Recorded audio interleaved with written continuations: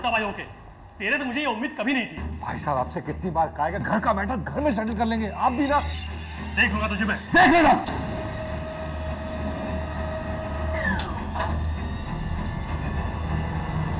माँ जी बाहर आ जाइए, ग्राउंड फ्लोर आ गया है। पुत्र जी मेरी चाबियां ऊपर रह गई फ्लैट च, मैंने ऊपर जाना पड़ेगा।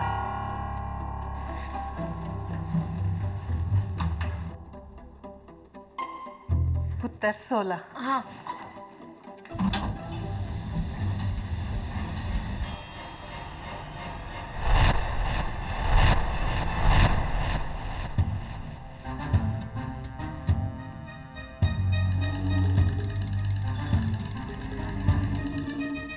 रुको, मुझे भी अंदर आना है। आइए आइए, कौन से फ्लोर जाना है?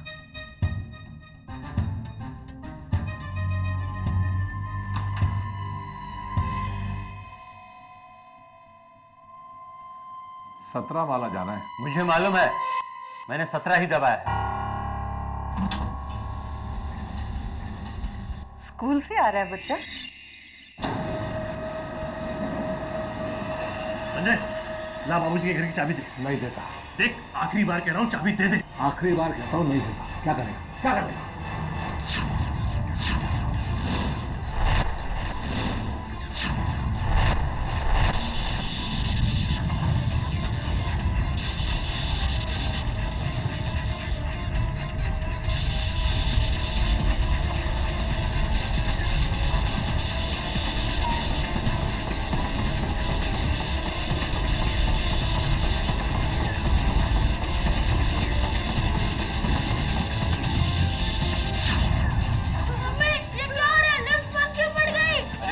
का बटन दबाओ। अरे कुछ दिख नहीं रहा।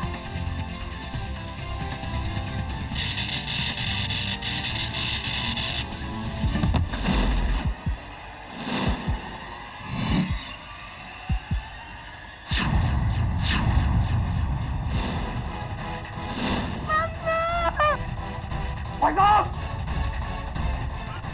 क्यों नहीं? भाई साहब,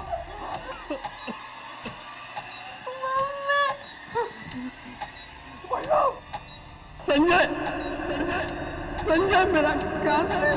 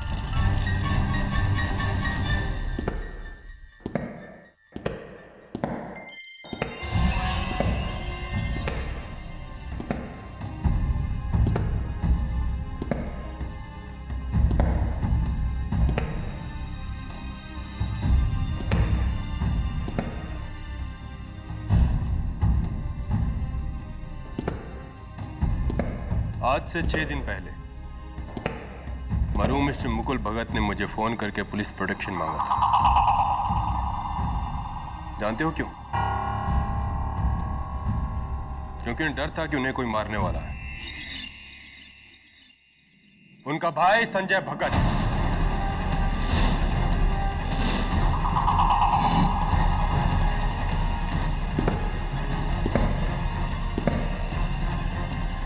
यानी कि तुम।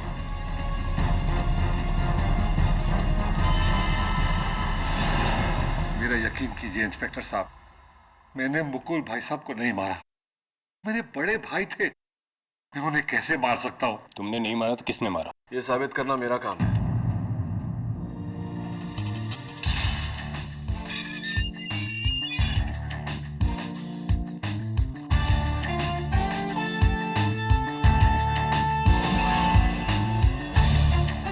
केडी, तुम लड़ रहे हो इसका केस? हाँ, संजय मेरा पुराना दोस्त है। मैं संजय का दूसरा केस लड़ रहा था, संजय भगत वर्सेस मुकुल भगत, प्रॉपर्टी डिस्प्यूट। लेकिन मुकुल भाई साहब के जाने के बाद तो वो केस खत्म हो गया, ये वाला शुरू। केडी, तुम तो जानते हो मैं ऐसा नहीं कर सकता। मैंने मुकुल भाई को नहीं मारा है। केडी उस सीलबंद लिफ्ट की तरह ये केस भी एकदम सीलबंद है। उस दिन लिफ्ट में इसके सिवा एक बूढ़ी औरत, एक अंधा आदमी और एक छोटा बच्चा था। इसलिए खून इसके सिवा कोई नहीं कर सकता। ये तुम्हारी राय है जबे, लेकिन हो सकता है कि उस दिन की सिक्योरिटी कैमरा फुटेज तुम्हारी राय से सहमत था।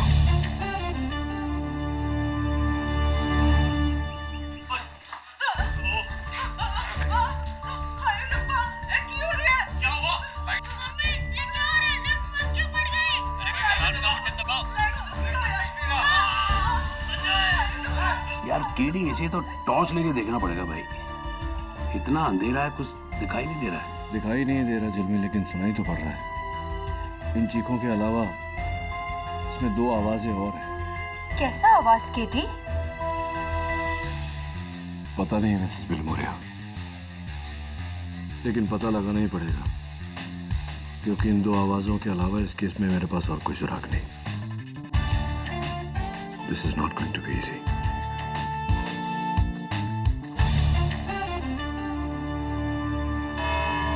डनहिल अपार्टमेंट्स, सांता क्रूज इलाके में एक 20 मंजिल की बिल्डिंग। अप्रैल 14 को दोपहर के 2 बजे 5 लोग उस बिल्डिंग की लिफ्ट में चढ़ते हैं। उनमें से एक 5th क्लास में पढ़ता 11 साल का बच्चा बंटी सेन गुप्ता, दूसरी एक 75 वर्षीय बूढ़ी दादी मां मिसेस सुरवीन सिंह, तीसरा एक नेत्रहीन संगीतकार मिस्टर मोहित करनाल, और 2 भाई, एक प्रॉपर्टी डेवलपर मुकुल भगत, दूसरा इलेक्ट्रॉनिक इंजीनियर संजय भगत। लिफ्ट का दरवाजा बंद होता है, लिफ्ट ऊपर की ओर चलने लगती है और फिर और अंदाजन जैसे ही लिफ्ट 12वें और 13वें फ्लोर के बीच में पहुंची, एक झटका खा के लिफ्ट बंद हो गई।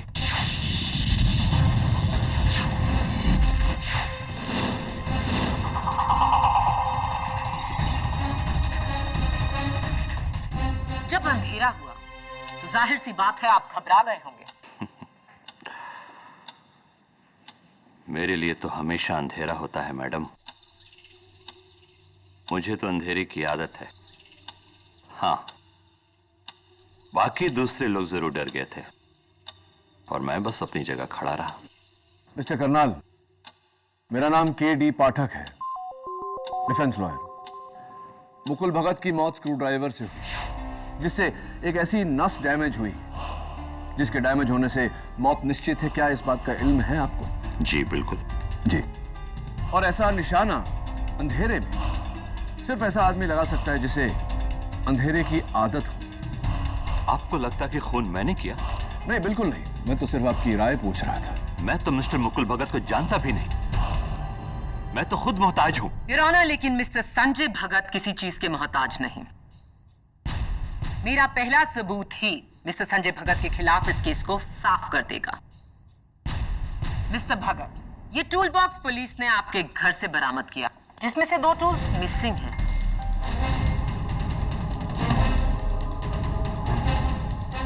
उनमें से पहला ये एक कत्ल का स्क्रू ड्राइवर जिससे आपके भाई की मौत हुई, क्या ये आपका है?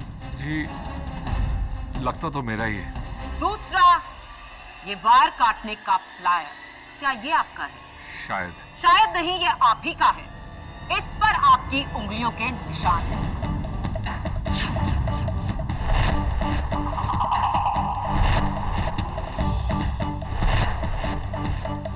योर ऑनर, ये वायर काटने का प्लायर पुलिस को लिफ्ट के कंट्रोल रूम से मिला, जहां 12 और 13 मंजिल के बीच की इन वायर्स को काटा हुआ था।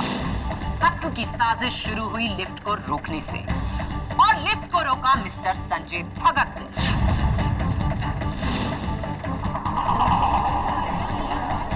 Order, order. Your honour, lift room का दरवाजा उस दिन लॉक्ड था और उसकी चाबी लिफ्टमैन के पास थी जो उस दिन छुट्टी पर था। एंड वैसे भी योर ऑनर, एक भाई अपने भाई को क्यों मारेगा, वो भी इतने सारे लोगों की मौजूदगी में? आज की तारीख में भाई की भाई से दुश्मनी कोई चौंकाने वाली बात नहीं। और इस बात के गवाह हैं उस लिफ्ट में मौजूद बंटी सेनगुप्ता।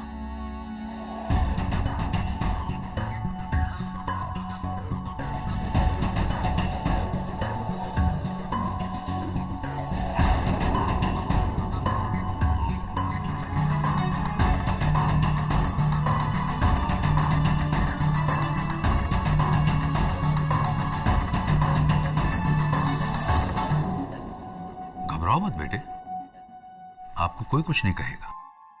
उस दिन आपने जो कुछ भी देखा है वो आप हमें बताइए। उस दिन मैं स्कूल से लौटा तो ये और दूसरा अंकल एक दूसरे को गुस्सा कर रहे थे।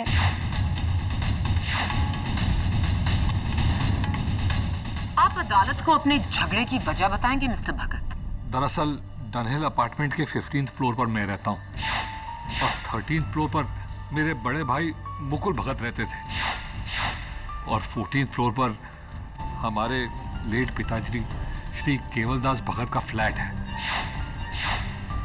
उस फ्लैट को लेके हम दोनों भाइयों में डिस्प्यूट है जी। 4,600 square foot, market value 8.5 crore, जिसके बंटवारे को लेकर दोनों भाई एक दूसरे के खून के प्यासे हो गए थे। और मेरी बात से सहमत होंगे इंस्पेक्टर दवे। योर ऑनर, मैं इंस्पेक्टर दवे को कटघरे में बुलाने की इजाजत चाहूंगी। इजाजत। योर ऑनर, मौत से 6 दिन पहले मरहूम मिस्टर मुकुल भगत ने पुलिस प्रोटेक्शन मांगा था। उन्हें डर था कि उनके भाई संजय उन्हें जान से मार सकते हैं। और उनका डर सच निकला। 8.5 करोड़ के फ्लैट के लिए भाई ने भाई की जान ली। नहीं जज साहब, मुकुल भैया को मैंने नहीं मारा। लेकिन आपके भाई ने मरने से पहले कुछ और ही कहा था, और वो हमें बताएंगी मेरी अगली गवाह, उस लिफ्ट में मौजूद मिसेस सुरवीन सिंह।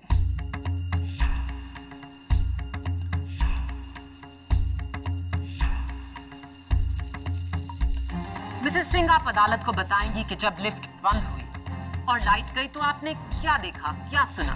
बेटा, मैं देखा कि ऐस दा भाई फर्श पर यूं मरने वाला था ते मरन तो पहले उसने अपनी उंगली उठाई ते ऐस दी तरफ इशारा करके क्या, संजय मेरा कातिल।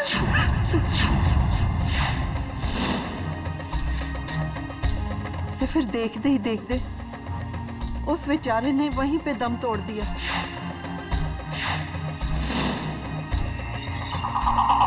और मरता हुआ आदमी कभी झूठ नहीं बोलता योर ऑनर।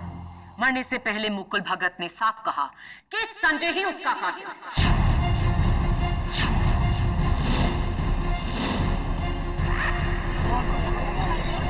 Order order. मुझे कहना पड़ेगा प्रोसिक्यूटर साहिबा कि आप एक बहुत ही घटिया लॉयर। Excuse me? नहीं है। क्या हुआ प्रोसिक्यूटर साहिबा? कहीं आपको ऐसा तो नहीं लगा कि मैं आपको बुरा कह रहा हूं, जबकि मैं तो आपकी तारीफ कर रहा हूं? योर ऑनर, अक्सर ऐसा होता है कि हम आधी बात को पूरी बात समझकर बात को ही गलत समझ लेते हैं। हो सकता है मुकुल भगत मरते समय यह कहना चाह रहे हो कि संजय मेरा कातिल नहीं है, या फिर संजय मेरा कातिल वो है। हो सकता है मुकुल संजय को यह बताने की कोशिश कर रहे हो कि उनका कातिल कौन था। लफ्जों का खेल आपको यह केस नहीं जिताएगा मिस्टर डिफेंस लॉयर। यहां सिर्फ सबूत काम आते हैं। योर ऑनर, प्रोसिक्यूशन ने कत्ल की वजह से लेकर कत्ल का सबूत सब पेश करके डिफेंस को खामोश कर दिया है। संजय भगत के कातिल ना होने की कोई गुंजाइश ही नहीं।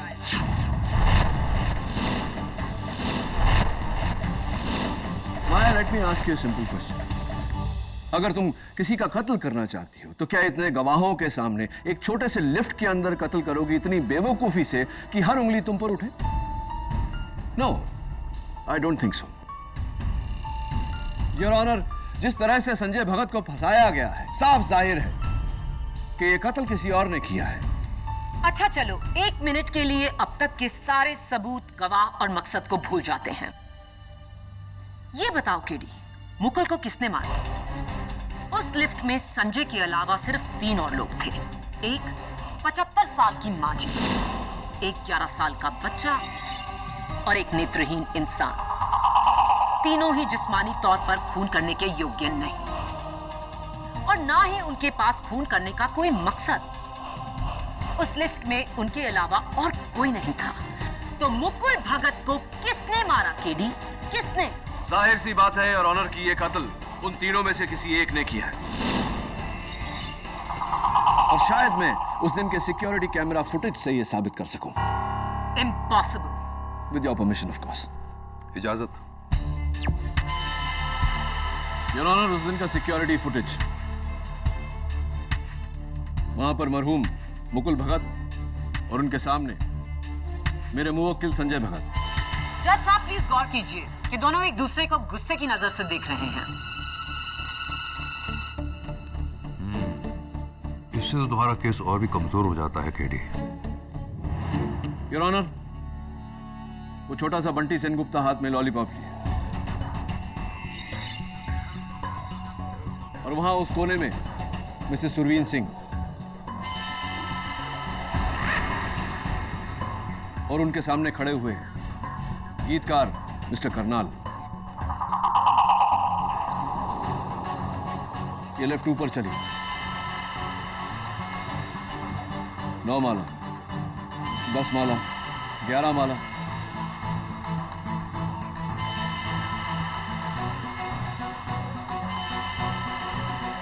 And black.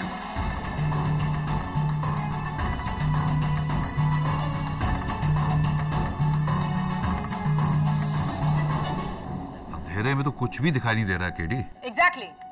Ji your honour, कुछ नजर नहीं आ रहा लेकिन सुनाई दे रहा है।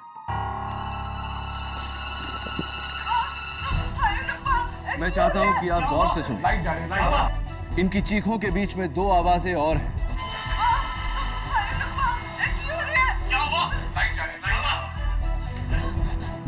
कैसी आवाजें? पहली, किसी डब्बे में कुछ खड़कने की आवाज। दूसरी, स्लैप की आवाज, चांटे की आवाज। इन दोनों आवाजों को मैंने DFX के जरिए एनहांस किया है। एक बार फिर से सुनते हैं।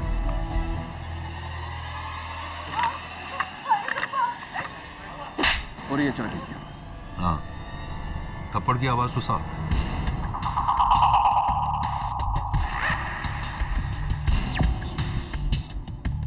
अब योर ऑनर, अंधेरा हुआ उससे पहले और कत्ल के बाद की लोगों की पोजीशंस में अंतर।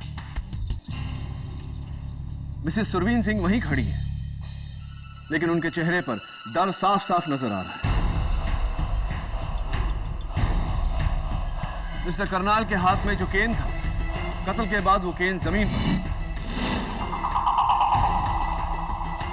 और मास्टर बंटी सेनगुप्ता के हाथ में जो लॉलीपॉप था, कत्ल के बाद वो भी जमीन पर।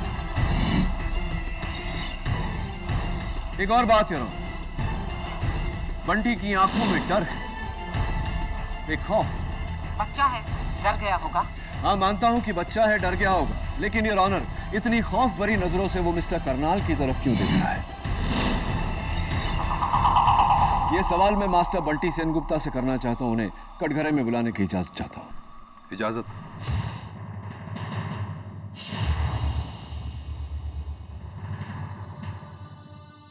बंटी बेटा, उस दिन आप लिफ्ट में लॉलीपॉप खा रहे थे, राइट? लॉलीपॉप आपके हाथ में था। फिर अंधेरा हुआ और सब लोग चिल्लाने लगे, तो उसके बाद वो लॉलीपॉप जमीन पर गिर गया। जरा जज अंकल को बताओगे कि वो लॉलीपॉप जमीन पर कैसे गिरा? देखो बेटा, डरो मत, हम सब हैं यहाँ, बताओ। वो काले चश्मे वाले अंकल ने अंधेरे में मुझे थप्पड़ मारा, जिससे मेरी लॉलीपॉप नीचे गिर गई।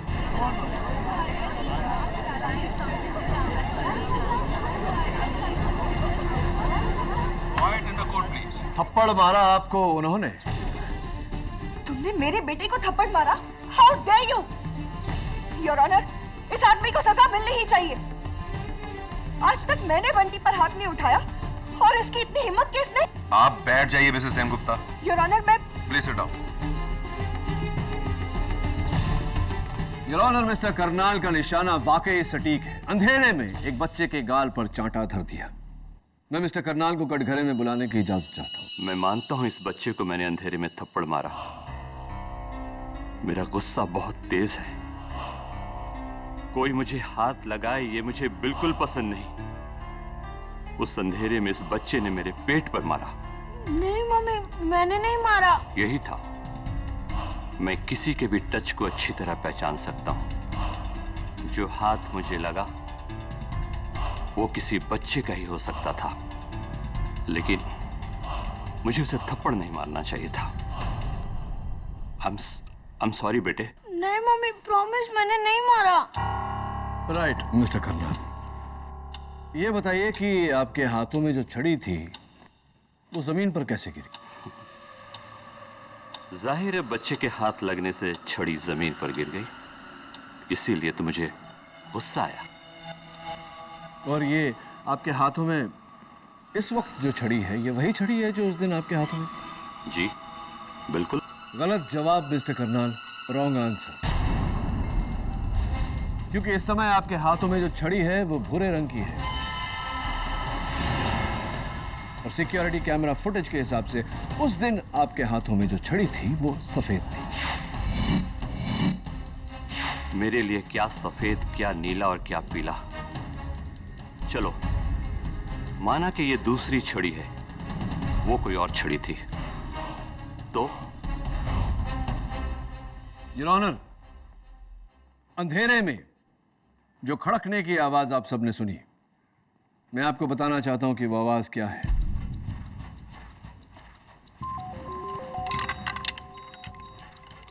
संजय, यही आवाज? बंटी बेटा, यही आवाज थी?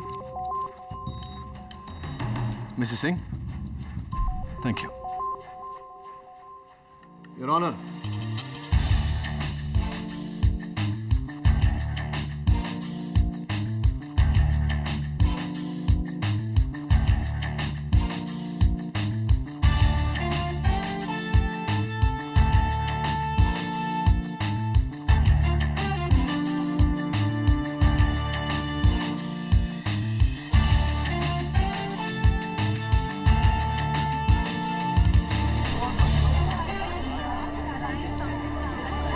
Quiet in the court, please.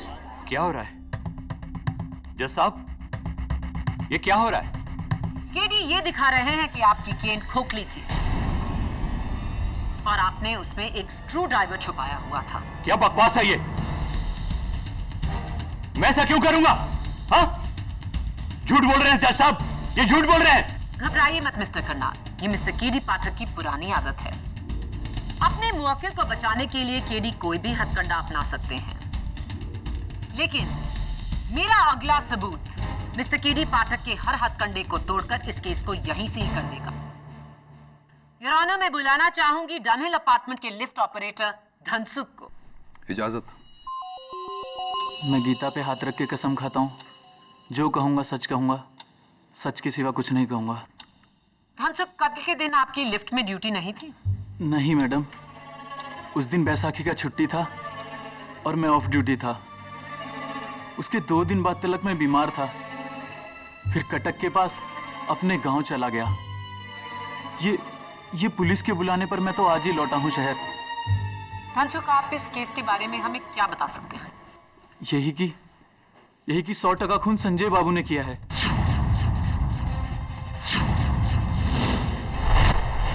मेरे छुट्टी पे जाने से 2 दिन पहले लिफ्ट रूम का चाबी ले लिया था मुझसे। हाँ, क्योंकि मैं बिल्डिंग की मैनेजिंग कमेटी में हूँ। लिफ्ट की सर्विस के लिए टेक्नीशियन को बुलाना था, और कोई वजह नहीं है। जी नहीं, आपने लिफ्ट रूम की चाबी इसलिए मांगी ताकि आप उसकी डुप्लीकेट बना सकें, और धनसुख के जाने के अगले ही दिन आप लिफ्ट रूम में जाकर वायर्स काट के अपने भाई की जान ले सकें। योर ऑनर, लिफ्ट रूम की चाबी का राज भी खुल चुका है। खून संजय ने ही किया। Your honour. बस केडी, शुरू से लेकर अब तक माया के ठोस सबूतों के सामने तुमने सिर्फ अपनी मनगढ़ंत कहानियां पेश की हैं। लॉजिक और रीजनिंग एक तरफ है, लेकिन अदालत में ठोस सबूतों के सामने किसी का बस नहीं चलता। आई एम सॉरी केडी, लेकिन आज तुम्हारी दलीलें बहुत ही कमजोर रही हैं। संजय भगत खूनी नहीं है, यह साबित करने के लिए तुम्हें असली कातिल को ढूंढ निकालना होगा। केडी, अब तक तुम ये जान गए होगे कि ये नामुमकिन है।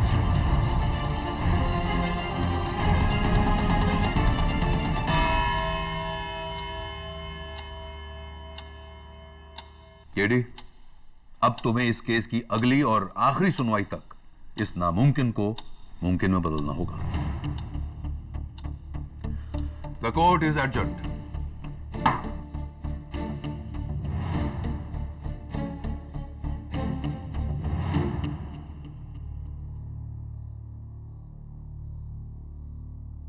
तो क्या लगता है आप लोगों को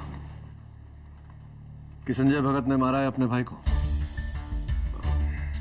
मैं संजय को बहुत अच्छी तरह से जानता हूं। वो किसी का खून नहीं कर सकता।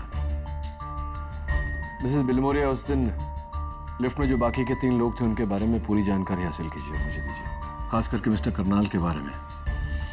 मेरा शक उन्हीं पर है। पर वो तो बेचारा अंधा है। तो क्या हुआ? इसका ये मतलब नहीं कि वो खून नहीं कर सकता। मुकुल भगत के बारे में भी सब कुछ पता करिए। उसके दोस्त कौन थे? दुश्मन खान। हो सकता है वहीं से कोई सुराग मिले, और अगर नहीं मिला तो एक एडी की पहली हार होगी।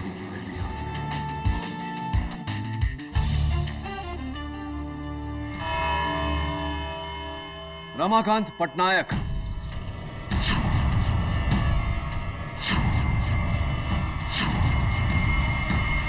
कौन है ये रमाकांत पटनायक? रमाकांत पटनायक वो शख्स है, योर ऑनर, जिससे कुछ समय पहले मरहूम मुकुल भगत ने एक स्टील फैक्ट्री खरीदी थी।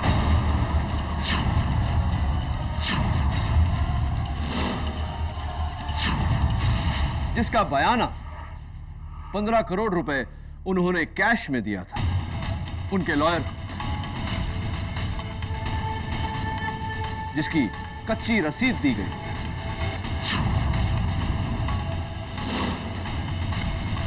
ये डिटेल्स तुम्हें कहां से मिली केडी? मुकुल भगत के बैंक के लॉकर की तलाशी से। और वो ये पैसे मुकुल भगत को लौटाने नहीं वाला, क्योंकि इस ट्रांजैक्शन के लीगल होने की कोई नौबत नहीं। ब्लैक मनी है। लेकिन अफसोस रमाकांत पटनायक उस दिन लिफ्ट में नहीं था केडी। ये बात मैं भी जानता हूं, miss Maya Phatnis. Your honour, Ramakant Patnaik 15 crore रुपए लेकर फरार है। वो तो बस मौके का फायदा उठा रहा है। उसका इस केस से क्या लेना?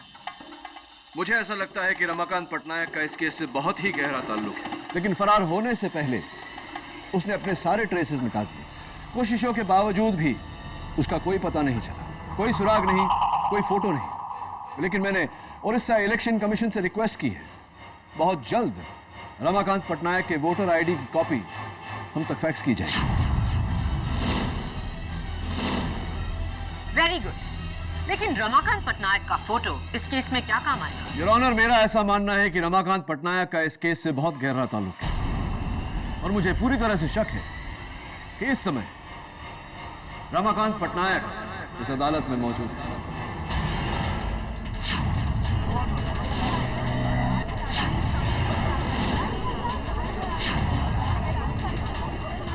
Order, order.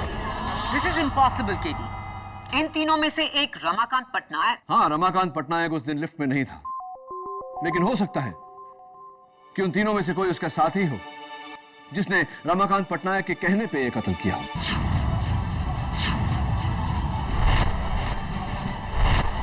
योर ऑनर, सबसे पहले मैं कटघरे में बुलाना चाहता हूं मिसेस सुरवीन सिंह। इजाजत। माँ जी, क्या आप किसी रमाकांत पटनायक को जानती हैं? कभी उड़ीसा गई हैं? नहीं वकील साहब, ए ना तो मैं पहली बार ही सुनी है, और फिर जिंदगी जी मैं कभी उड़ीसा गई भी नहीं। जी नहीं, हम किसी रमाकांत पटनायक को नहीं जानते। हमें कोलकाता से मुंबई आए सिर्फ 1 महीना ही हुआ है। इनफैक्ट हम तो मुंबई में भी बहुत कम लोगों को ही जानते हैं। कौन रमाकांत पटनायक? मैं किसी पटनायक को नहीं जानता।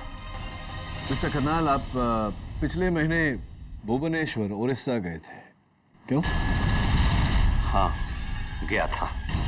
मेरे दोस्त की शादी थी। इसके लिए जेल में डालोगे मुझे? कहीं आपके उस दोस्त का नाम रमाकांत पटनायक तो नहीं, जिसके कहने पर आपने मुकुल भगत का कत्ल किया?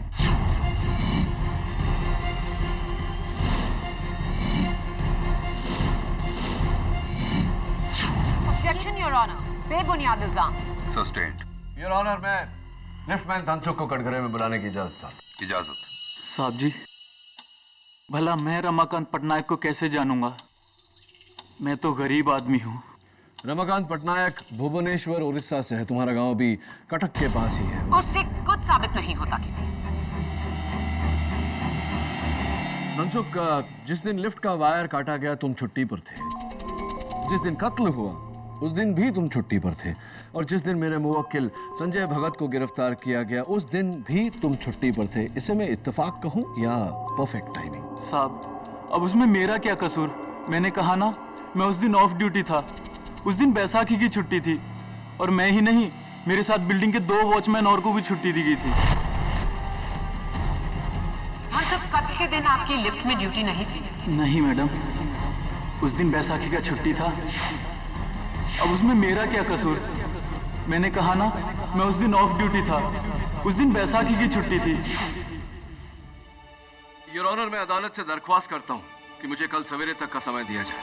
ऑब्जेक्शन योर ऑनर, आपने कहा था आज इस केस की आखिरी सुनवाई है।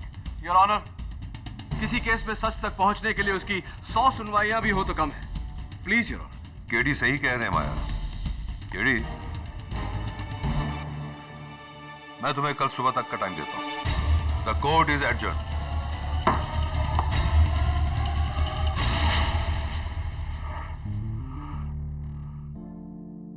लेकिन अफसोस, रमाकांत पटनायक उस दिन लिफ्ट में नहीं था। केडी, नहीं वकील साहब, ए ना तो मैं पहली बार ही सुनी। जी नहीं, हम किसी रमाकांत पटनायक को नहीं जानते। कौन रमाकांत पटनायक? मैं किसी पटनायक को नहीं जानता। हाँ, सब कत्ल के दिन आपकी लिफ्ट में ड्यूटी नहीं थी? नहीं मैडम, उस दिन बैसाखी का छुट्टी था। मैंने कहा ना, मैं उस दिन ऑफ ड्यूटी था। उस दिन बैसाखी की छुट्टी थी।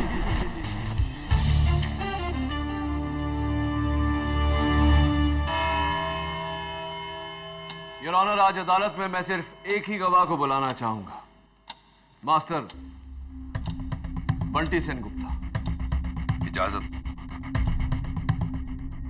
योर ऑनर, कभी कभी हम केस की बारीकियों में इतने मशगूल हो जाते हैं कि मोटी मोटी बातों को नजरअंदाज कर देते हैं। उस दिन लिफ्टमैन धनसुख ने अदालत को याद दिलाया दूसरी बार कि कत्ल का दिन 14 अप्रैल बैसाखी का दिन था, यानी कि पब्लिक हॉलिडे। पब्लिक हॉलिडे में हर स्कूल बंद होता है। मैं बंटी से पूछना चाहता हूं, बंटी बेटा,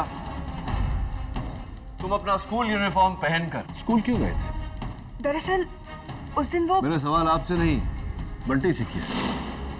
बैठ जाइए। बताओ बेटा, छुट्टी के दिन स्कूल क्यों गए थे? वो उस दिन स्कूल में एक्स्ट्रा क्लासेस थे। गलत जवाब। Wrong answer. योर ऑनर, उस दिन बंटी का स्कूल पूरी तरह से बंद था और ये रहा स्कूल का रिपोर्ट।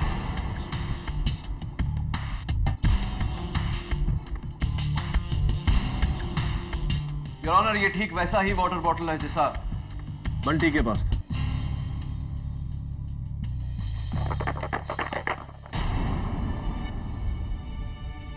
संजय, क्या ऐसी आवाज थी?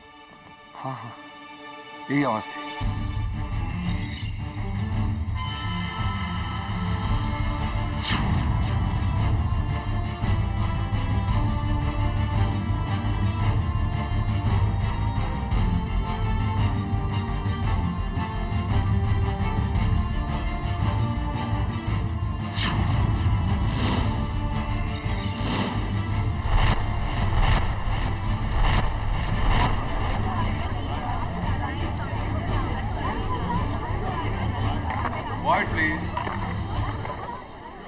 योर ऑनर, एक छोटा सा एनिमेशन दिखाना चाहता हूं आपको।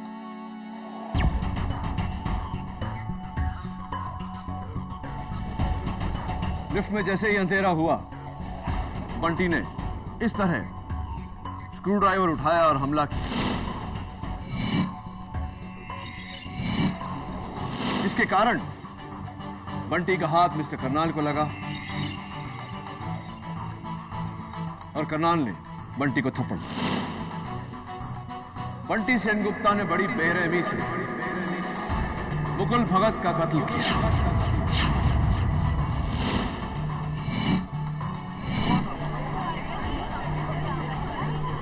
Order order. केडी, तुम्हें पता भी है तुम क्या कह रहे हो? तुम एक 11 साल के बच्चे पे कत्ल का इल्जाम लगा रहे हो। केडी, भला एक बच्चा ऐसा घिनौना कत्ल कैसे कर सकता है?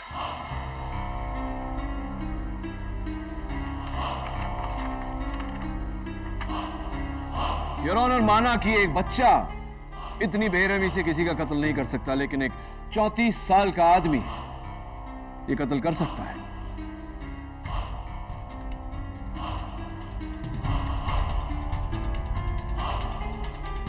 आपके हाथ में जो कागज है वो रमाकांत पटनायक की वोटर आईडी का कॉपी है योर ऑनर।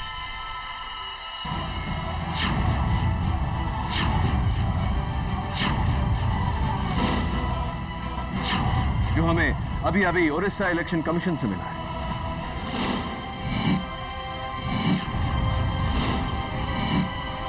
रमाकांत पटनायक उर्फ बंटी सेनगुप्ता ने मुकुल भगत का कत्ल किया।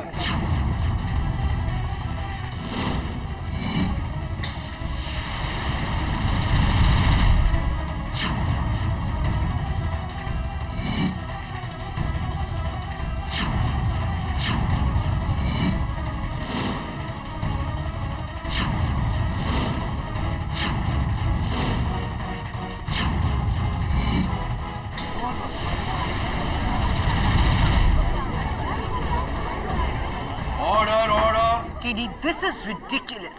It is not ridiculous, public prosecutor. It's a fact. A medical fact. Your Honor, मैंने भुवनेश्वर के सेंट मार्क्स हॉस्पिटल से रमाकांत पटनायक की मेडिकल हिस्ट्री मंगवाई थी। Your Honor, रमाकांत पटनायक को एक रेयर बीमारी है, Noonan syndrome, extreme Noonan syndrome.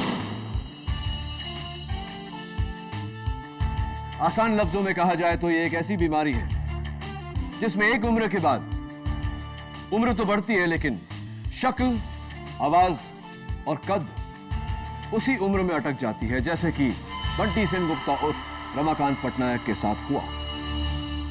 ये एक किस्म का बोनापन है।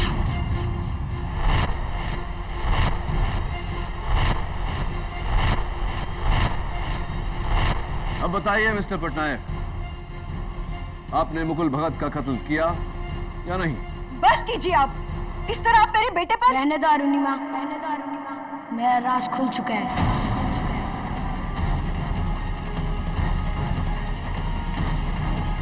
हाँ, मैं ही हूँ रमाकांत पटनायक, और ये औरत मेरी माँ नहीं, मेरी बहन अरुणिमा पटनायक है। 1 महीने पहले मैंने मुकुल भगत से 15 करोड़ रुपए कैश लिए और फिर उसे मारने का प्लान बनाया। मुंबई आया एक बच्चा बनकर, उसी की बिल्डिंग में घर लिया किराए का, क्योंकि मुकुल भगत ने मुझे कभी नहीं देखा था। मेरे घर में काम करने वाली बाई संजय भगत के घर में भी काम करती है। उसी की मदद से मैंने संजय भगत के घर से वो स्क्रू ड्राइवर और प्लायर चुराया,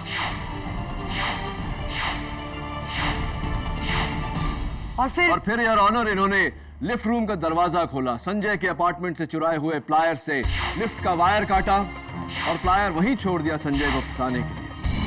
फिर कत्ल के दिन ये स्कूल से यूनिफॉर्म में लौटे, लिफ्ट के बंद होने का इंतजार किया और अंधेरा होने के बाद मुकुल भगत का कत्ल। योर ऑनर, शातिर से शातिर क्रिमिनल कोई न कोई सुराग छोड़ जाता है। इस केस में बैसाखी की छुट्टी रमाकांत पटनायक उर्फ बंटी सेनगुप्ता को बहुत महंगी पड़ी। केडी सही कह रहे हैं जज साहब, खून मैंने ही किया है। रमाकांत पटनायक के इस इकबाल जुर्म के बाद अदालत इन्हें और इनकी बहन अरुणिमा पटनायक को हिरासत में लेने का हुक्म देती है। और संजय भगत को बाइज्जत रिहा करती है। The case is close.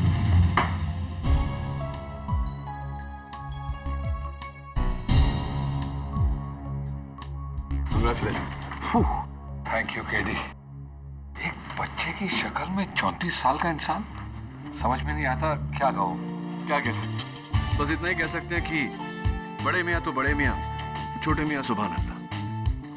Am I right or am I right?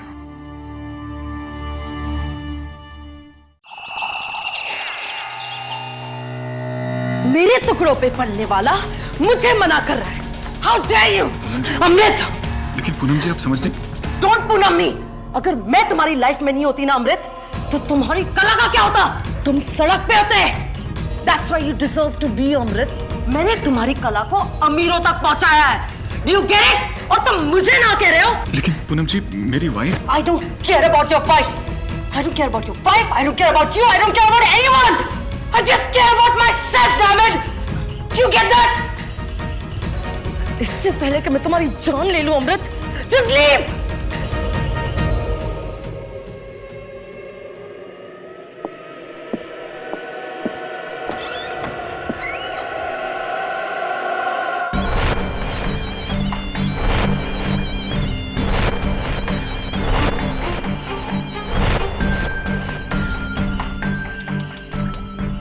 Poor thing.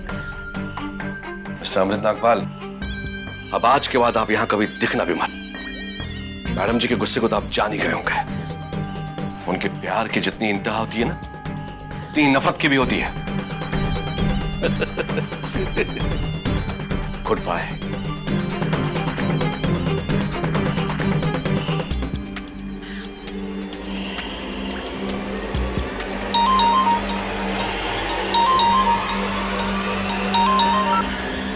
Hello किरित, अभी टाइम मिल रहा है तुम्हें मुझे फोन करने का?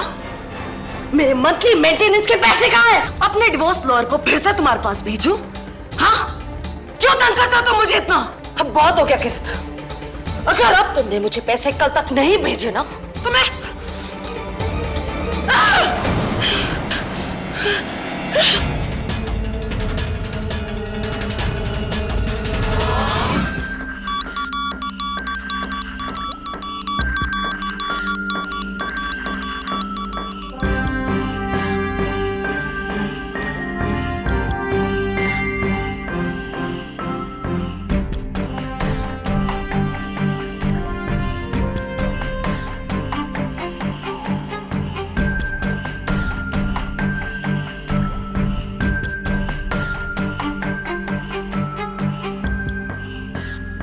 आपका शक सही निकला इंस्पेक्टर दवे।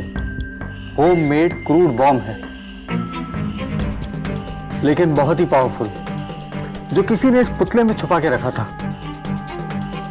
ये पुतला किसने बनाया था? ये पुतला इंस्पेक्टर साहब मैडम के आशिक उभरते हुए कलाकार अमृत नागपाल ने बनाई थी।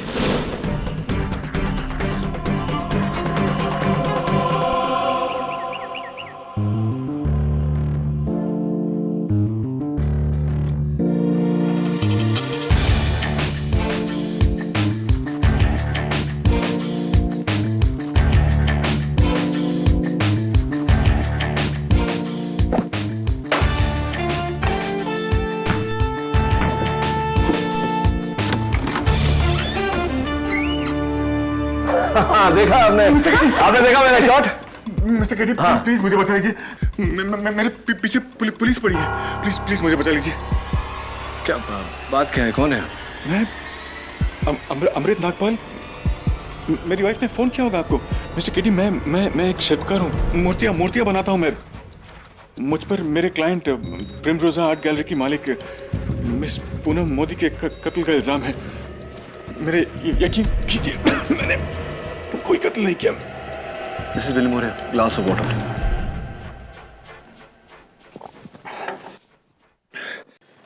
मेरा यकीन कीजिए मिस्टर केडी, ये कत्ल मैंने नहीं किया है। नहीं मारा मैंने मिस पूनम मोदी को, लेकिन इस बात का विश्वास मैं किसी को नहीं दिला सकता, इसीलिए आपके पास आया हूं। अब प्लीज मेरा केस ले लीजिए, प्लीज।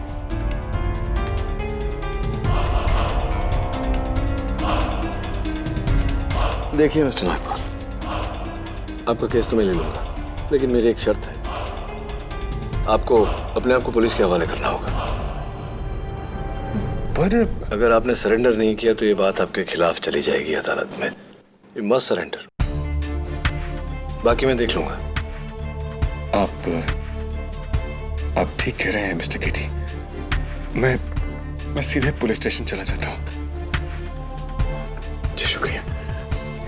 और हाँ, वैसे तो मेरी पत्नी रेवती ने आपको पूरी कहानी बता दी होगी। अगर आपको कुछ और भी जानना हो तो मैंने कह दिया उससे, वो मिल लेगी आपसे आके। ठीक है मिस्टर नागपाल, शुक्रिया।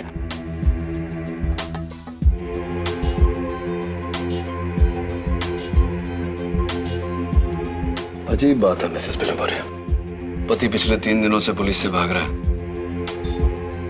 और पत्नी ने अभी तक मुझे कांटेक्ट करने की जरूरत नहीं समझी। पता नहीं किस मुहूर्त का इंतजार कर रही है। केडी पाठक। हाँ मिसेस रेवती नागपाल।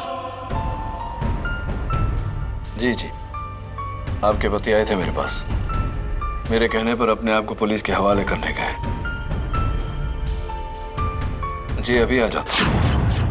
बेचारा अमृत अपने ही खोदे हुए गड्ढे में गिर गया। कहा था मैंने उससे, दूर रहो उस औरत से, लेकिन सुनता कौन है।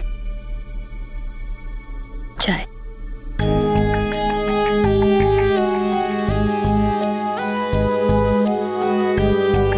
आप मर्दों की यही तो प्रॉब्लम होती है मिस्टर पाठक, औरतों की सलाह लेना आपकी शान के खिलाफ होता है। हाथ की 5 उंगलियां एक समान नहीं होती। खैर, ये बताइए कि आपके हस्बैंड अमृत मिस पूनम मोदी को कैसे जानते थे?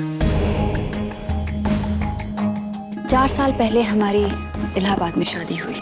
इलाहाबाद हमारा होम टाउन है, लेकिन अमृत को लगा कि इलाहाबाद में उसकी कला की कदरदान नहीं है, इसलिए हम दोनों अपना बोरिया बिस्तरा उठाकर यहाँ मुंबई चले आए, वही फेमस स्ट्रगल करने। राइट।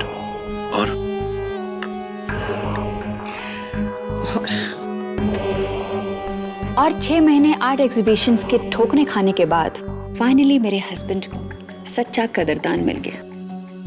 प्रिमरोजा आर्ट गैलरी की मालकिन मिसेस पूनम मोदी। तब तो वो मिसेस ही थी ना। अभी 3 महीने पहले ही तो अपने पति प्रोड्यूसर कृत खन्ना को तलाक दिया है। उसके बाद वो अमृत के पीछे पड़ गई। चाहती थी कि अमृत मुझे छोड़कर उसके आलीशान बंगले में जाकर रहे। प्यार करने लगी थी अमृत को, हासिल करना चाहती थी। तो क्या अमृत भी? पता नहीं, या तो अमृत पूनम मोदी के बढ़ते इशारों को समझ नहीं पाया, या फिर मिसेस नागपाल, आपकी बातों से ऐसा लगता है कि आप उनके बढ़ते हुए इशारों को समझ गई थी, तो आपने अपने हस्बैंड को वॉर्न नहीं किया? वॉर्न?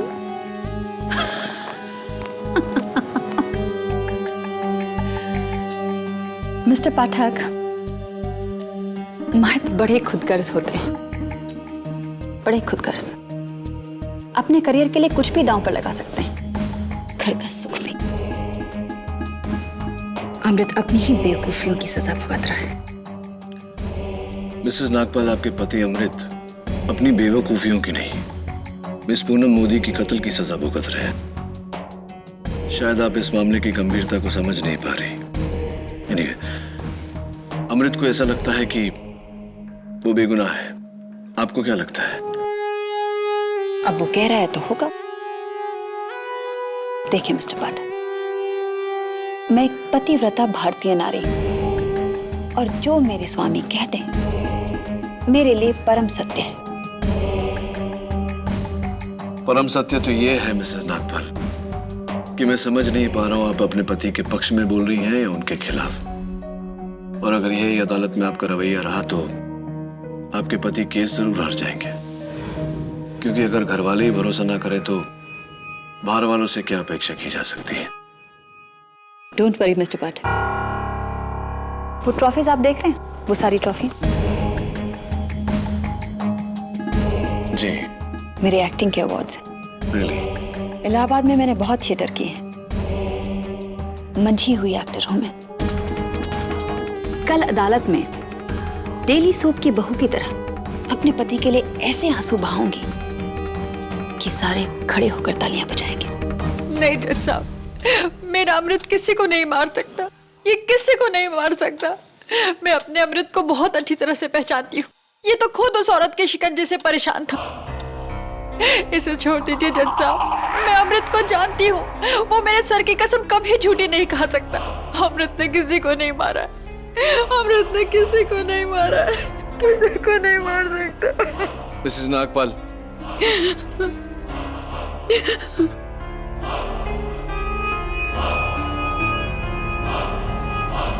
प्लीज योर ऑनर, अदालत में मिसेस रेवती नागपाल की गवाही कोई मायने नहीं रखती।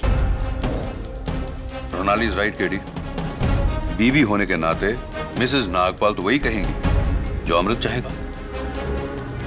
वैसे भी मिसेस रेवती नागपाल ना ही तो मौके वारदात पर थी और ना ही पूनम मोदी से कभी मिली, इसलिए मिसेस रेवती नागपाल की गवाही नहीं मानी जाएगी। लेकिन your honour, Mrs Revati Nagpal आप जा सकती हैं। योर ऑनर, मिस्टर नागपाल के खिलाफ सबसे बड़ा सबूत यह है कि जिस क्रूड बॉम्ब के फटने से मिस पूनम मोदी की जान गई थी, वो बॉम्ब मिस्टर नागपाल के बनाए हुए पुतले के अंदर छुपा था।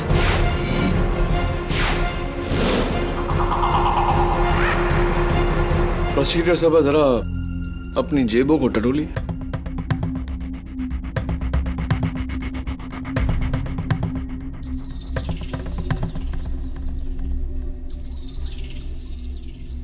ये क्या है? सिगरेट? अगर मैं कहूं कि आप सिगरेट पीते हैं तो क्या मेरा ऐसा कहना गलत रहेगा? केटी, आई एम वेरी श्योर कि इस सिगरेट को तुमने ही मेरे पॉकेट के अंदर डाली होगी। ऑफ कोर्स, लेकिन क्या इस बात को आप साबित कर सकते हैं? वेल, मैं तो साबित नहीं कर सकती, लेकिन तुम कैसे साबित करोगे कि इसे तुम्ही ने मेरे जेब के अंदर डाली थी? अपने इकबाल जुर्म से सिगरेट मैंने डाली है, मैं कन्फेस करता हूं कि सिगरेट मैंने डाली है। तुम्हारे कहने से क्या होता है केटी? कोई सबूत, कोई गवाह जिससे तुम्हें सिगरेट को मेरे पॉकेट के अंदर डालते हुए देखा? Of course not. केटी, फिर तो मैं फंस गई। आई हैव टू एडमिट कि ये सिगरेट मेरी ही है, बिल्कुल उसी तरह जैसे मिस्टर नागपाल ने उस पुतले के अंदर वो बम फिट किया था।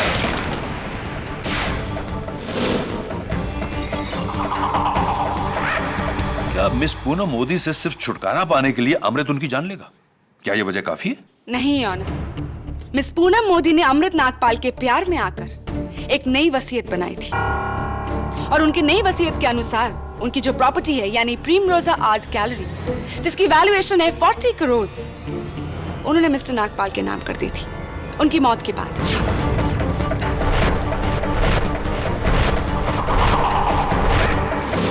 मिस्टर नागपाल ने एक तीर से दो शिकार किए हैं ऑनर। मिस पूनम मोदी के प्यार से छुटकारा and a jackpot worth 40 crore. Am I right, mister Nagpal? एक मिनट प्रणाली जी, आप ये आपकी रोमांचक कथा को आगे बढ़ाएं। उससे पहले योर ऑनर, मैं अदालत को कुछ दिखाना चाहूंगा। Yes, thank you your honour. ये हूबहू वैसा ही पुतला है जिसके अंदर छिपाए गए बम के फटने से पूनम मोदी की मौत हुई।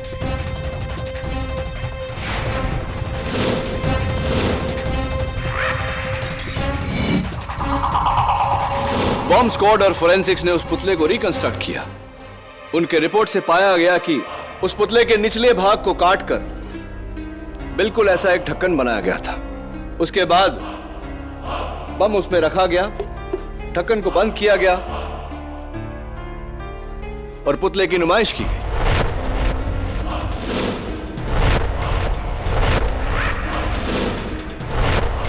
योर ऑनर, मैं अदालत से पूछना चाहता हूं कि मेरे मुवक्किल ने नहीं बल्कि किसी और ने उस पुतले में बम रखा हो। ऐसा क्यों नहीं हो सकता? क्योंकि वो पुतला मिस्टर अमृत नागपाल ने ही बनाया था।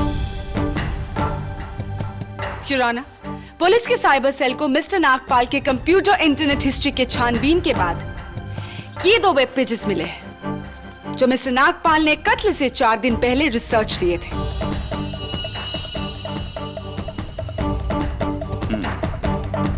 ये तो घर में क्रूड बम बनाने का फॉर्मूला है।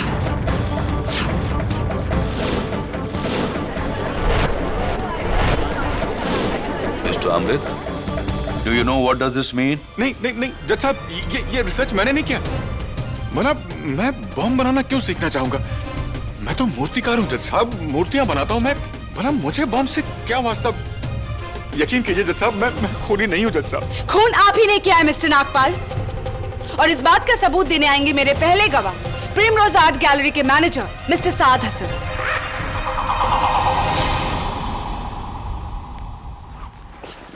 योर ऑनर, मुझे शुरू से ही अमृत पे शक था। ये मैडम को अपने प्यार के जाल में फंसाकर उनका फायदा उठाना चाहता था। मैंने मैडम को वार्न करने की बहुत कोशिश की, पर मिस्टर हसन, ये बताइए कि आपको ये शक क्यों हुआ कि मिस्टर अमृत नागपाल ने ही मिस पूनम मोदी का खून किया है? जी, मैडम के साथ रहकर ये हम लोगों की तरह जान गया था कि मैडम का गुस्सा कितना खराब है, और मैडम जी गुस्से में आकर कुछ भी तोड़ सकती है। आई सी। योर ऑनर, मिस्टर नागपाल ने जानबूझकर वो बम वाला पुतला बनाया, उसे प्रिमरोज आर्ट गैलरी में डिस्प्ले किया, एंड देन वेरी स्मार्टली उन्होंने मिस पूनम मोदी से कहा कि वो उनसे शादी नहीं कर सकते, और ये कहकर वो वहां से चले गए, ये जानते हुए कि पूनम मोदी अपना गुस्सा इनके बनाए हुए पुतले पर निकालेगी। और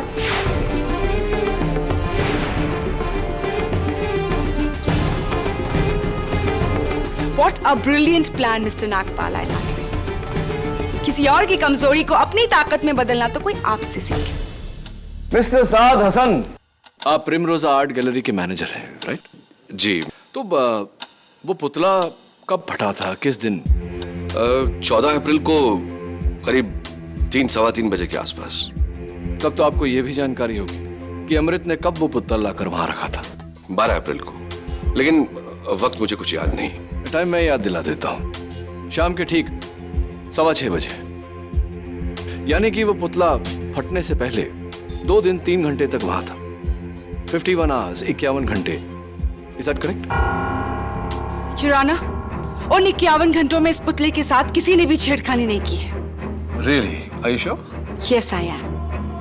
Let me show you something. Your Honor, उस मूर्ति के साथ छेड़खानी की गई थी 12 अप्रैल को 20 मिनट तक। वो पुतला वहां से गायब था, और पुतला गायब, देखिए सर।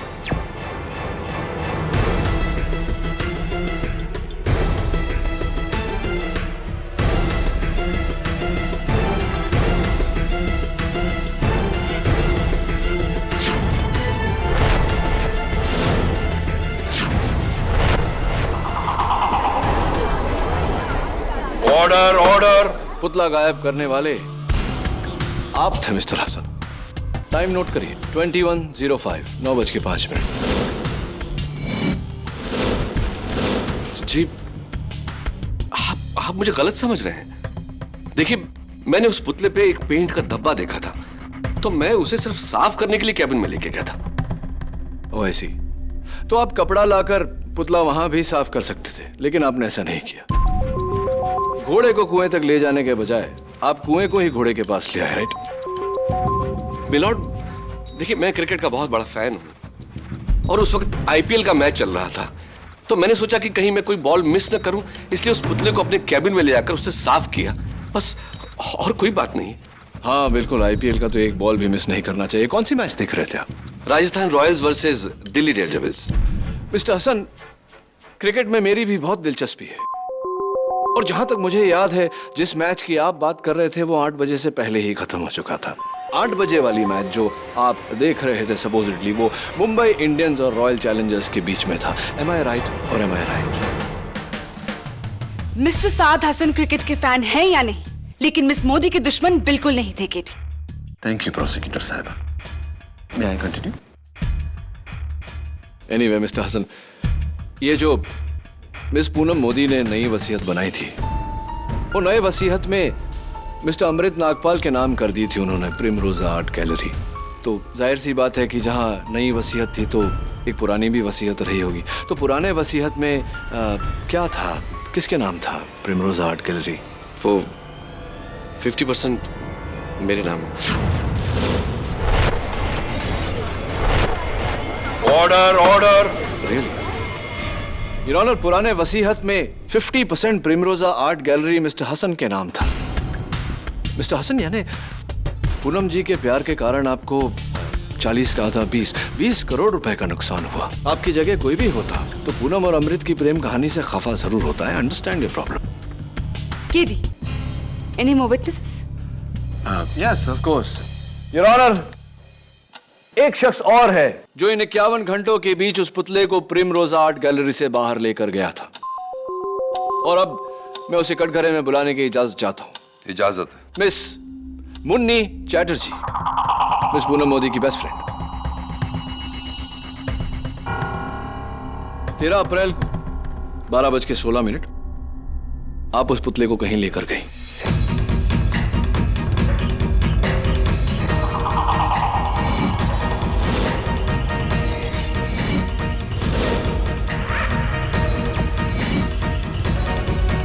तीन घंटे बाद उसे वापस लेकर आए। कहां लेकर गई थी आप? जी वो मुझे पुतला इतना अच्छा लगा कि मैंने सोचा खरीद लूं, इसीलिए मैं उसे अपने हस्बैंड की फैक्ट्री लेकर गई थी। और मेरे हस्बैंड को वो पुतला पसंद नहीं आया, तो उन्होंने मुझे वापस करने के लिए कह दिया और मैं वापस उसे पूनम की आर्ट गैलरी में छोड़ आई। थैंक गॉड कि मेरे हस्बैंड को वो पुतला पसंद नहीं आया, वरना तो क्या करते हैं आपके हस्बैंड? उनकी पटाखों की फैक्ट्री है। हाँ, इंटरेस्टिंग।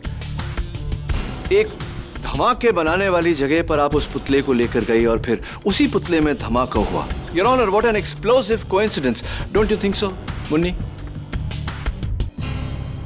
देखिए, पूनम मेरी बेस्ट फ्रेंड थी और भला मैं उसका मर्डर क्यों करना चाहूंगी? हाँ, आप उन्हें क्यों मारेंगे? ये बात और है मिस मुनीरा चैटर्जी के पुराने वसीहत में प्रिमरोजा आर्ट गैलरी की बाकी की 50% की दावेदार आप हैं।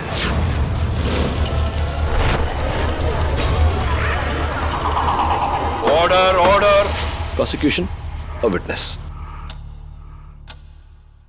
मिसेस चैटर्जी, उस दिन स्टैच्यू को लेकर प्रिमरोजा आर्ट गैलरी से आप कहाँ गई थी? अपनी गाड़ी में अपने हस्बैंड की फैक्ट्री। आपका ड्राइवर था आपके साथ? फिर तो जाहिर सी बात है कि गाड़ी से लेकर फैक्ट्री तक आप अपने ड्राइवर के सामने स्टैच्यू के अंदर बम तो नहीं डाल सकती थी। मिसेस चैटर्जी, मैंने ऐसा सुना है कि आपके हस्बैंड की फैक्ट्री में करीब 200 वर्कर्स हैं, am I right? हाँ, तो उन सबके सामने ही मैंने अपने पति को पुतला दिखाया था, वो भी वर्कशॉप एरिया में। यानी उन वर्कर्स के सामने उस पुतले के अंदर बम डालना आपके लिए तो नामुमकिन था। फिर आपने क्या किया? फिर मेरे हस्बैंड ने वो पुतला वापस करने के लिए कह दिया, तो मैं दोबारा से उसे प्रिमरोजा गैलरी में वापस छोड़ने आ गई। यानी कि उन 3.5 घंटों में लगातार आपको उस पुतले के साथ देखने वाला कोई ना कोई वहां जरूर था, और अगर आपने उस पुतले के साथ कोई भी छेड़खानी की होती तो उसकी गवाही आपके खिलाफ होती, पर ऐसा बिल्कुल नहीं है।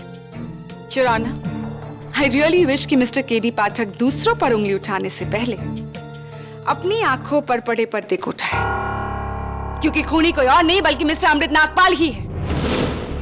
योर ऑनर, मैं फिर से एक बार कटघरे में बुलाना चाहूंगी मिस्टर नागपाल की वाइफ मिसेस रेवती नागपाल को। इजाजत है। देखिए, मुझे जो कहना था मैं कह चुकी हूँ।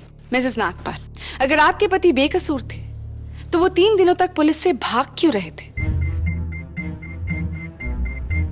वो डर गए होंगे और उन्होंने मुझे फोन किया था, कहा था कि उन्होंने कुछ नहीं किया, वो बेगुनाह है, और कहा था कि मैं इनका केस केडी पाठक के पास लेकर जाऊं। तो फिर आपने केडी तक पहुंचने के लिए 3 दिन का इंतजार क्यों किया मिसेस नागपाल? एक्चुअली मैं सोच में पड़ गई थी। कैसी सोच मिसेस नागपाल? आपको तो बिना एक सेकंड वेस्ट किए केडी के पास जाना चाहिए था। ऑफ कोर्स, अगर आप भी अपने पति को बेकसूर मानती थी तो, लेकिन आपने ऐसा कुछ भी नहीं किया। क्यों मिसेस नागपाल? बताइए, आपने देर क्यों लगाई? मिसेस नागपाल चुप मत रहिए, बताइए आपने देर क्यों लगाई? जी, क्योंकि मुझे लगा कि शायद वकील करना बेकार होगा। क्यों मिसेस नागपाल? क्यों? जवाब दीजिए। मिसेस नागपाल चुप मत रहिए, मुझे जवाब दीजिए, अदालत को जवाब दीजिए मिसेस नागपाल। जवाब दीजिए कि आपने देर क्यों लगाई Mrs Nagpal? Mrs Nagpal, answer में बताइए कि आपने देर क्यों लगाई? क्योंकि मैं जानती हूँ कि अमृत गुनहगार है। और मैं ये बात जानती थी कि पूनम मोदी का खून अमृत ने किया है। मेरे सामने अमृत ने पुतला बनाया और उसके अंदर बम रखा।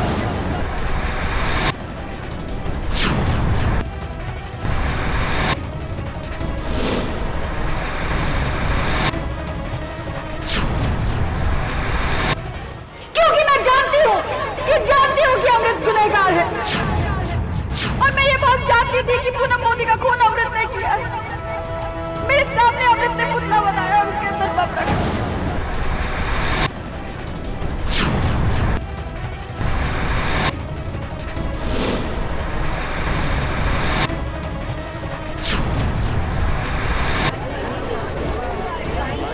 Order order.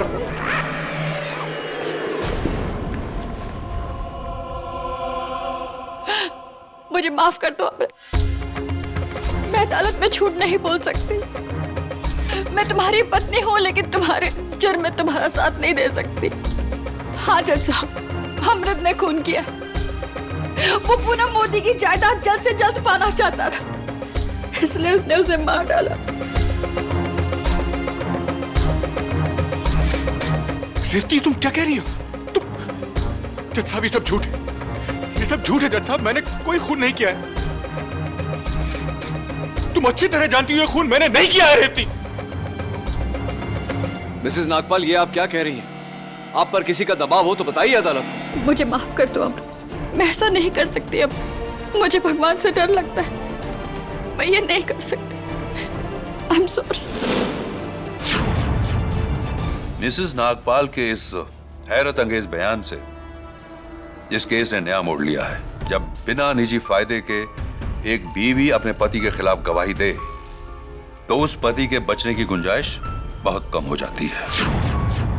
योर ऑनर, ये जाहिर सी बात है कि मिसेस नागपाल जो कह रही है किसी के दबाव में आकर कह रही। बस कीजिए मिस्टर केडी, बस कीजिए। अब मुझे ये मुकदमा नहीं लड़ना है। जिस एक इंसान का भरोसा मेरे लिए सब कुछ था, जब उसका भरोसा ही नहीं रहा तो फिर इस आजादी का क्या करूंगा मैं? अब तो मेरे लिए ये आजादी भी किसी कैद से कम नहीं।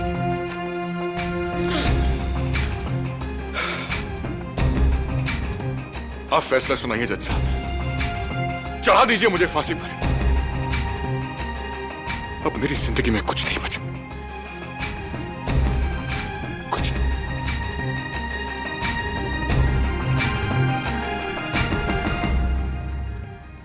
एक पत्नी अपने पति के खिलाफ गवाही क्यों देगी? शायद उसका पति गिल्टी हो सकता है।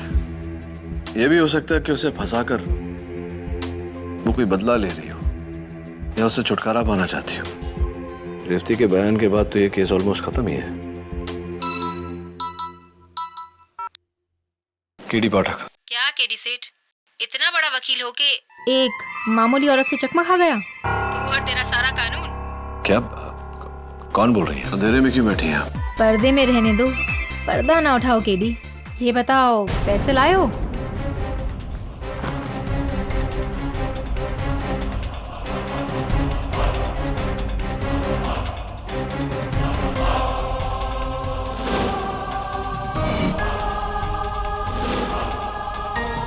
पंद्रह, 16, 17, 18, 19 और ये 20। पूरे हैं।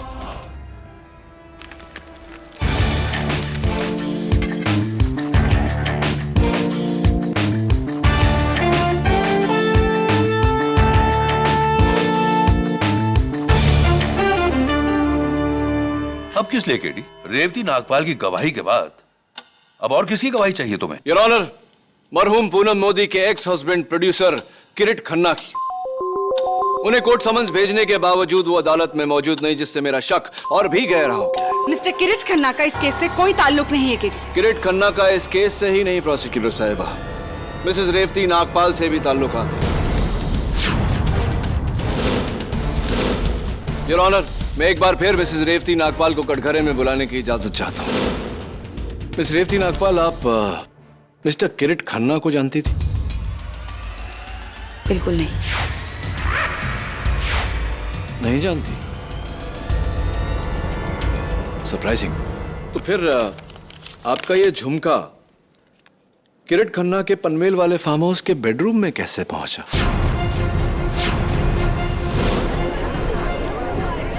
Order order, quiet in the court please. मुझे क्या पता ये झुमका वहां कैसे पहुंचा। और दूसरी बात, ये झुमका मेरा नहीं है। ये झुमका आपका नहीं है? ऐसा कैसे हो सकता है? ये तो आपके पति अमृत ने आपके लिए बनवाया था। अमृत ने जो झुमके मुझे दिए थे उसका साइज और डिजाइन इससे अलग था। वो झुमके इससे छोटे थे और उन पर हरे और लाल रंग के पत्थर लगे हुए थे और उसमें से एक झुमके में हरा पत्थर मिसिंग था। Are you sure? 100%। Oh, I'm so sorry. My fault.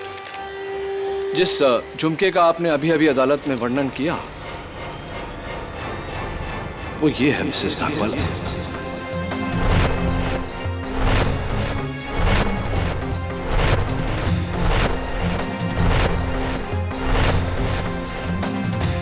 अब बताइए कि आपके कान का ये झुमका किरीट खन्ना के पनवेल वाले फार्म हाउस के बेडरूम में कैसे पहुंचा? पर मुझे नहीं पता ये झुमका वहां कैसे पहुंचा। मैं बताता हूं। ठीक उसी तरह जिस तरह आपके पति की गिरफ्तारी की रात आपका फोन कॉल किरीट खन्ना के आंसरिंग मशीन तक पहुंचा। फोन? मैं फोन क्यों करूंगी? क्या बकवास है ये? किरित, हाय किरित, रेवती हियर। तुम्हारे लिए खुशखबरी है, अमृत पकड़ा गया। वैसे मैं जानती हूँ कि उस पुतले में बम तुमने रखा था पूनम को मारने के लिए, लेकिन सब समझते हैं कि ये काम अमृत ने किया है। तुम चिंता मत करो, मैं किसी को नहीं बताऊंगी, बल्कि कल अदालत में मैं अमृत के खिलाफ गवाही दूंगी। अमृत फंस जाएगा और तुम बच जाओगे, लेकिन इसके लिए तुम्हें एक कीमत चुकानी होगी। अपनी अगली फिल्म में हीरोइन का रोल मुझे देना होगा। अगर मंजूर है तो मुझे फोन करना, मैं तुम्हारे फोन का इंतजार करूंगी। Bye.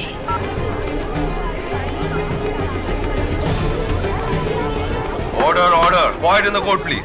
I am sorry KD, लेकिन अदालत फोन पर की गई बात को सबूत नहीं मानती। And even you know that very well. ये आवाज किसी और की भी हो सकती है केडी। हाँ केडी, तुम्हें साबित करना होगा कि यह आवाज बिना किसी शक के रेवती नागपाल की है। Absolutely, Your Honor.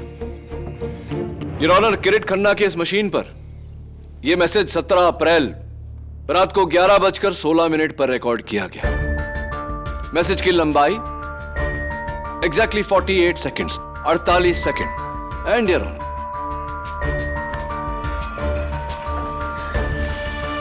यह मिसेज रेवती नागपाल के सेल फोन का बिल है।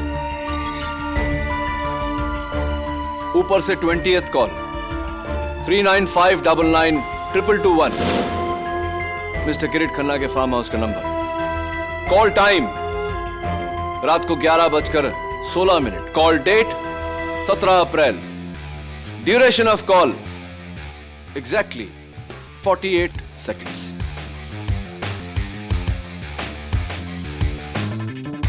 अब आप बताइए मिसेस रेवती नागपाल कि अदालत में झूठा बयान देकर आपने अपने पति को क्यों फंसाया?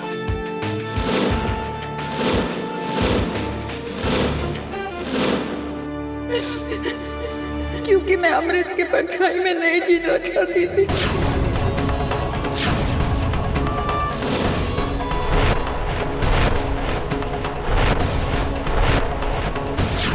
मैं हीरोइन बनना चाहती थी। हाँ, मैंने ये सब किया, ये जानते हुए कि अमृत बेकसूर है।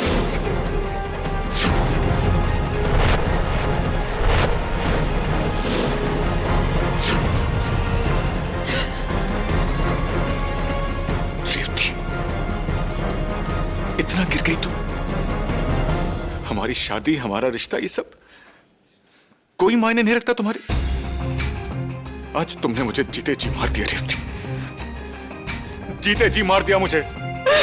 मुझे माफ कर दो अमृत, प्लीज मुझे माफ कर दो। मुझसे बहुत बड़ी गलती हो गई, मुझसे बहुत बड़ी गलती हो गई। मैंने ऐसा क्यों किया?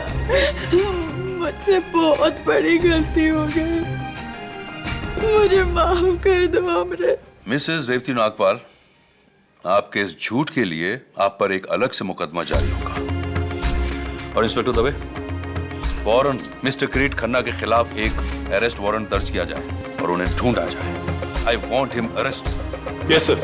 और रही बात अमृत नागपाल के खिलाफ इस मुकदमे की, तो आम हालातों में अदालत मुलजिम की पत्नी गवाही को मद्देनजर नहीं रखती, लेकिन इस केस की पेचीदगी को देखते हुए और मिसेस रेवती नागपाल की शर्मनाक गवाही ने एक सच को साबित किया है, और वो सच ये है कि अमृत नागपाल बेकसूर है। इसलिए यह अदालत अमृत नागपाल को बाइज्जत बरी करती है और पूनम मोदी की हत्या के इल्जाम में किरीट खन्ना को हिरासत में लेकर अदालत की कार्रवाई करने का हुक्म देती है। The case is closed.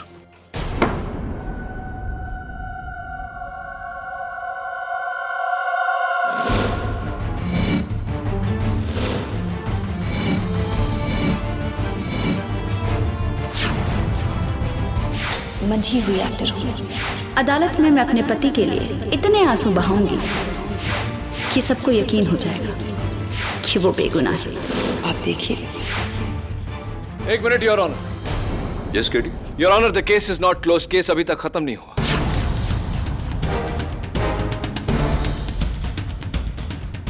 तुम केस जीत गए हो? योर ऑनर, अदालत में मैंने रेवती नागपाल के खिलाफ ये जो सारे सबूत पेश किए हैं, ये कल रात को मुझे एक बार डांसर रानो से मिले। अंधेरे और डिस्गाइज की वजह से मैं उनका चेहरा तो नहीं देख पाया, लेकिन उनके हाथों पर मेरी नजर पड़ी थी। मुझे अभी भी याद है योर ऑनर, वो उंगली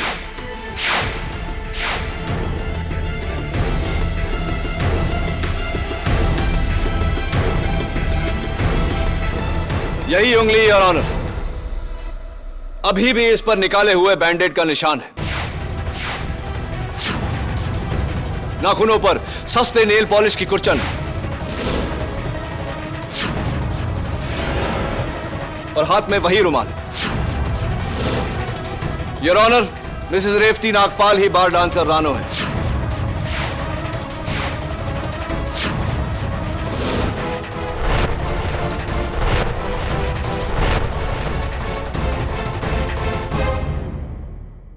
योर ऑनर, अभी भी पता चला है कि मिस्टर किरीट खन्ना हॉस्पिटल में है। आज सुबह अदालत आते समय उनकी गाड़ी का एक्सीडेंट हो गया था, लेकिन उन्होंने अपने बयान में कहा है कि वो रेवती को नहीं जानते। योर ऑनर, दवे की बातों से और मिस्टर किरीट खन्ना के बयान से यह साबित हो गया है कि वो मिसेस रेवती नागपाल को जानते ही नहीं।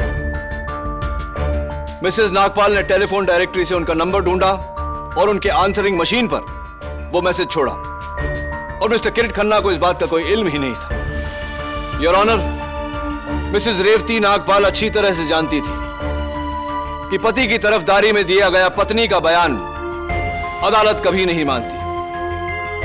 इसीलिए योर ऑनर, इन्होंने उसी थ्योरी को उल्टा करके इस केस की जड़ें हिला दी।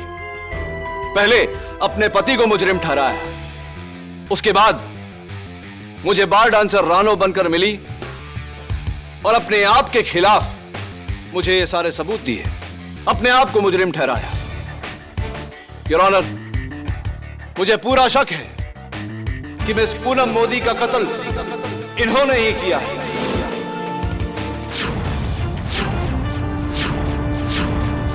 I think she is the killer, Your Honor. She should be hanged until death. Shut up, Mr. Kiri! Shut up!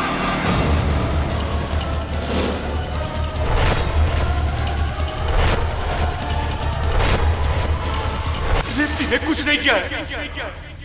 ये पूरा प्लान मैंने बनाया था। पूनम का कत्ल मैंने किया है।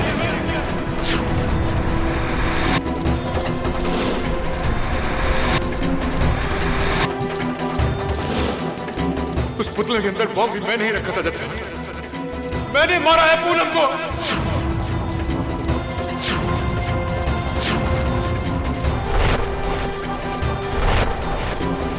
तंग आ गया था मैं उसकी जायदाद हासिल करने के लिए उसका कत्ल किया है मैंने। रेवती तो सिर्फ मेरी मदद कर रही थी। बहुत प्यार करती है वो मुझसे और मुझे बचाने के लिए किसी भी हद तक जा सकती है। बस यही उसका कसूर है, बस यही उसका कसूर है। माफी चाहता हूं मिस्टर नागपाल, आपकी पत्नी के साथ मैंने बुरा व्यवहार किया, पर वो इसलिए ताकि आप अपना गुनाह कबूल कर लिए जो आपने कर लिया। Thank you very much. I rest my case your honour. यह अदालत इस केस में अपना पहला फैसला रद्द करते हुए पूनम मोदी के कत्ल के इल्जाम में अमृत नागपाल को उम्र कैद और रेवती नागपाल को 5 साल की सजा सुनाती है। The case is finally closed.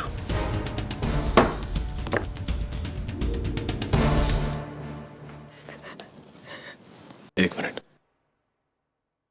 कहना पड़ेगा मिसेस नागपाल, बहुत ही होनहार अदाकारा है आप, और आपके पति भी आपसे कुछ कम नहीं। वैसे आपको भी मानना पड़ेगा कि बुरा वकील तो मैं भी नहीं। Am I right or am I right?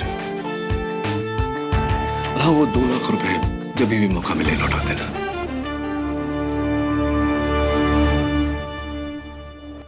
Congratulations, जीत मुबारक हो। थैंक्स केली, लेकिन एक जीता जिताया केस तुम क्यों हार गए? वो इसलिए क्योंकि मैं अपनी जीत या हार के लिए केस नहीं लड़ता, मैं लड़ता हूं सच की जीत के लिए, गुनहगार को सजा और बेगुनाह को इंसाफ दिलाने के लिए। देखो ना, तुम्हारे जीत के साथ साथ आज सच भी जीता है। राइट? यस। राइट।